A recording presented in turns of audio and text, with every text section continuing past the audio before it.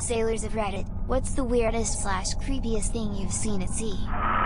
Who sailed around the world. One day in the North Atlantic, their sailboat was going over some gigantic swells.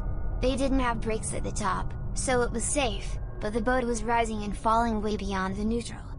At the bottom of a trough, my uncle looked up to see the sun behind a wave and the silhouette of the whale inside, above him. When diving, a huge net drifting towards you. It wasn't anchored or attached to anything. Just a huge whirling cloud of death, full of barnacles and dolphin skeletons and decomposing fish. It was a foggy night off the shore of Long Island and I was on a 75-foot schooner. The fog was so thick that you couldn't see more than 10 feet in front of you. The captain tells me there's no point to continue my watch at the bow of the ship, and him and I start talking at the stern. About that time there is thunk on the side of the ship. We both turn to see a figure dressed in black flowing robes walking towards us on the outside of the ship. The robes were scratching down the outside of the ship. It keeps coming closer and is high enough in the air that the top was about even with our heads. It turns out that it was just a black flag to mark a lobster pot, but for those first few seconds it was terrifying. Lol. I'm near the Great Barrier Reef and my brother, who gets seasick, decides to go for a swim to settle his stomach. In less than a minute after getting back into the boat, a 17-foot great white went under the boat. Toilets on boats are usually plumbed with seawater because it makes no sense to shit in your limited drinking water. One night I was taking the watch on a long-haul sail up the US East Coast. We were rounding the FL Keys about to point towards Maine. I had to use the head, so I went below and pumped some water into the bowl. It was glowing in the dark. Freaked me out so much. Turns out there is photoluminescent phytoplankton in the water which will glow if pumped into a dark toilet bowl. No longer scary, actually pretty neat. This huge turtle as big as a Volkswagen Beetle. It went right under our boat. Shit was crazy. The stars. When you're 3 days from the nearest land, and it's a clear night. More stars than you could ever imagine. And enough shooting stars to make you run out of wishes.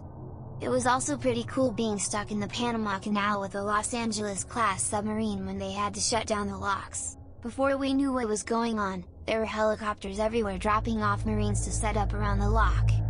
California to Los Angeles. Not me, but my father back in his commercial fishing days noticed that there was a t-shirt in the middle of his net after one tow. After the little investigation he found that it was not a shirt, but a human torso wearing a shirt. He said he was terrified that he would open the net and a head would roll out onto his feet, but it didn't happen. His captain radioed ahead and they brought the torso back to the docks, where they were met by the police and a coroner.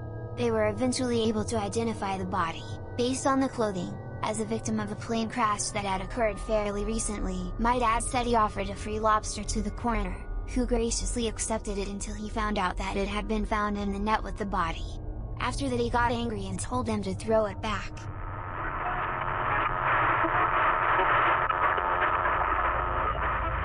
Not a sailor, but I was on a fishing charter boat on Lake Erie. It was around 5 AM in the morning, and the water was scary calm and glass-like, and it was so foggy you could not see more than 30 feet of that. We all started hearing this plopping sound, like somebody was slapping the water with open hands. It kept getting louder and closer.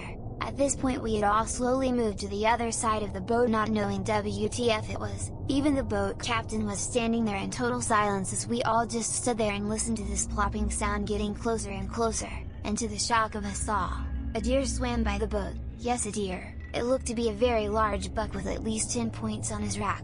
We were more than 10 miles offshore, so it made no sense at all. Can you say freaky? Well, I'm no sailor, but I'm in the military. On September 11, 2013 I was on a ship in the Red Sea. We were having a ceremony in remembrance of 9/11, when up floats a dead body right next to the ship. We were all locked down pretty quickly so that they could send out a couple small boats to retrieve it. Never did hear anything more about it. Pretty damn weird if you ask me though. I've been in the US Navy for almost a decade and I am currently on my 3rd deployment to the Western Pacific. I work on communications equipment and spend a fair amount of time just scanning different frequencies to see what I come across. A couple years back we were 30 to 40 nautical miles off the coast of the Philippines. It was just over the horizon, and the ship lost power. Lights, engines, everything just went silent. I don't want to say this is regular, but it's happened enough throughout my career that it doesn't bother me half as much as it should. So, power is out, emergency lights are on, and the UPS are keeping comms up until the engineers can get the power back up. I am doing my usual, scanning HF freaks for anything coming out of the pipe when my receiver starts picking up the most awful, interesting, horrific sounds I have ever heard in my life. I've heard all types of interference. It wasn't that. I've heard people trying to go over an encrypted circuit without crypto, and it wasn't that. It raised the hair on my neck and arms, and made me feel very, very small. It felt like I was sitting there for hours while these sounds crawled under my skin, like I was traveling through the warp without a Yeller field. After about 5 minutes it suddenly stopped and the power came back on. I will never forget the sounds I heard. Edit, sorry I didn't give a better description of the sounds before, even after all this time it's uncomfortable to think about. As for the theory from /u/Zakama, low frequency, LF, and even medium frequency, MF, ranges aren't normally scanned by surface ships, more so by subsurface craft. The sounds were primal, not human. Like something very large was expressing itself, but I couldn't comprehend it. I wasn't really afraid of it, I suppose in the same way a single-celled organism wouldn't really be afraid of a human. I can't really explain it because I have never heard anything that came close to sounding like it. Maybe someone was transmitting weird sounds to fuck with anyone that might have been listening, and maybe it was made creepier by the timing of losing/gaining power. I'm not sure, and sorry I can't explain it better.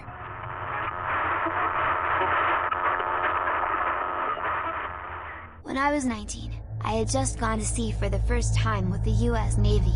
A few days after heading to the Gulf of Mexico for a few weeks of drug ops, we were dispatched to the Straits of Florida because Fidel Castro had opened the doors, and people were fleeing Cuba in droves.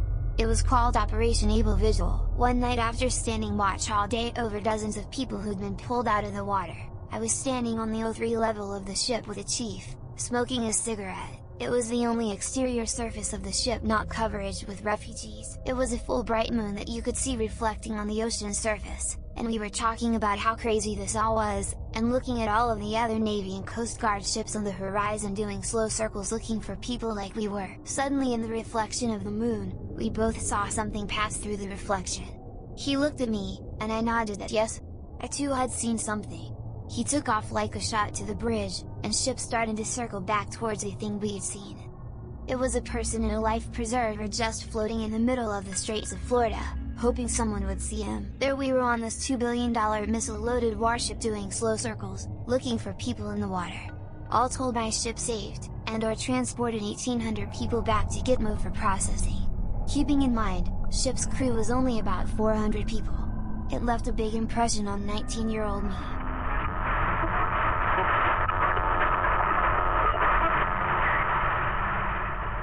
I came across a man who'd hung himself on his boat 5 or 6 miles offshore about 4 or 5 years ago.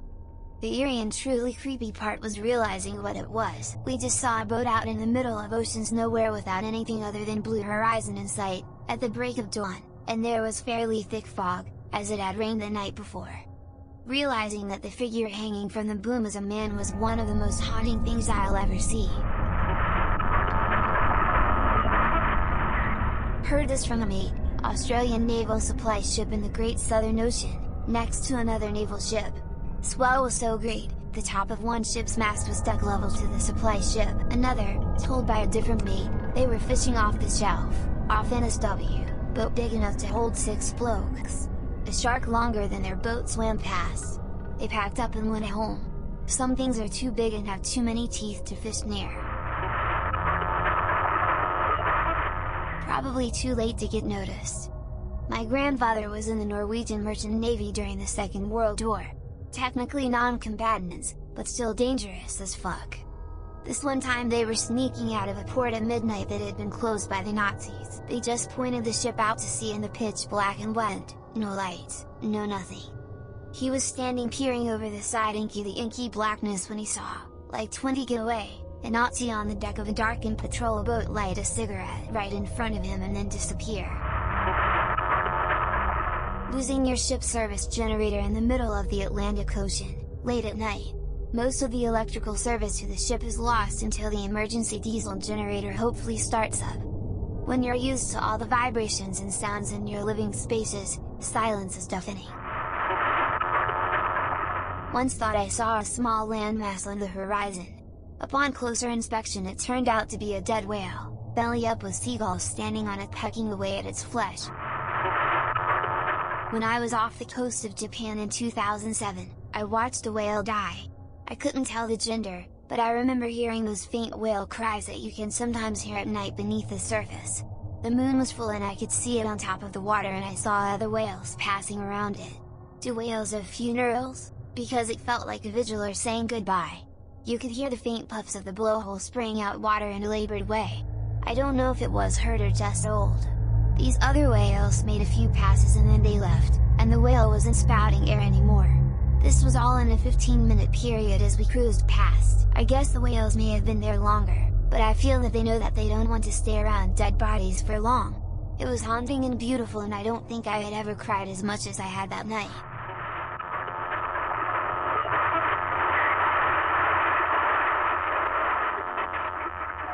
I was sailing a small sunfish around an island near Florida in shallow water.